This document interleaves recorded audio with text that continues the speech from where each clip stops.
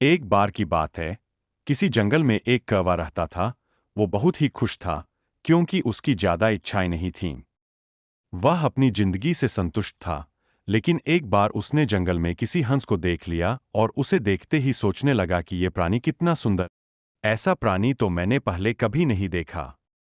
इतना साफ और सफेद। यह तो इस जंगल में औरों से बहुत सफेद और सुंदर है, इसलिए यह तो बहुत खुश रहता होगा। कौवा हंस के पास गया और पूछा, भाई तुम इतने सुंदर हो, इसलिए तुम बहुत खुश होगे। इस पर हंस ने जवाब दिया, हाँ मैं पहले बहुत खुश रहता था, जब तक मैंने तोते को नहीं देखा था। उसे देखने के बाद से लगता है कि तोता धरती का सबसे सुंदर प्राणी है। हम दोनों के शरीर का तो एक ही रंग है, लेकिन तोते के शरीर पर दो दो रंग है। उसके गले में लाल रंग का घेरा और वो सूर्ख हरे रंग का था। सच में वो बेहद खूबसूरत था। अब कौवे ने सोचा कि हंस तो तोते को सबसे सुंदर बता रहा है, तो फिर उसे देखना होगा। कौवा तोते के पास गया और पूछा, भाई तुम दो दो रंग पाकर बड़े खुश होगे। इस पर तोते ने कहा, हाँ मैं तब तक खुश था जब तक मैंने मोर को नहीं देखा था। मेरे पास तो दो ही रंग है, लेकिन मोर के शरीर पर तो कई तरह के रंग है।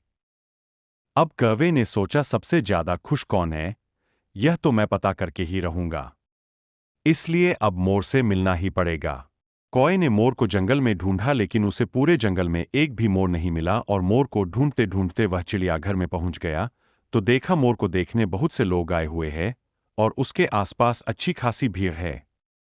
सब लोगों के जाने के बाद कौवे ने मोर से पूछा, भाई तुम दुनिया के सबसे सुंदर जीव हो और रंग बिरंगे हो, तुम्हारे साथ लोग फोटो खिंचवा रहे थे। तुम्हें तो बहुत अच्छा लगता होगा और तुम तो दुनिया के सबसे खुश जीव होगे।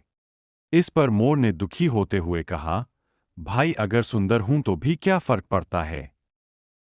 मुझे लोग इस चिड़ियाघर में कैद करके रखते हैं, लेकिन तुम्हें तो कोई चिड़ियाघर में कैद करके नहीं रखता और तुम जहां चाहो अपनी मर्जी से घूम फिर सकते हो। दोस्तों, ऐसा ही हम लोग भी करते हैं।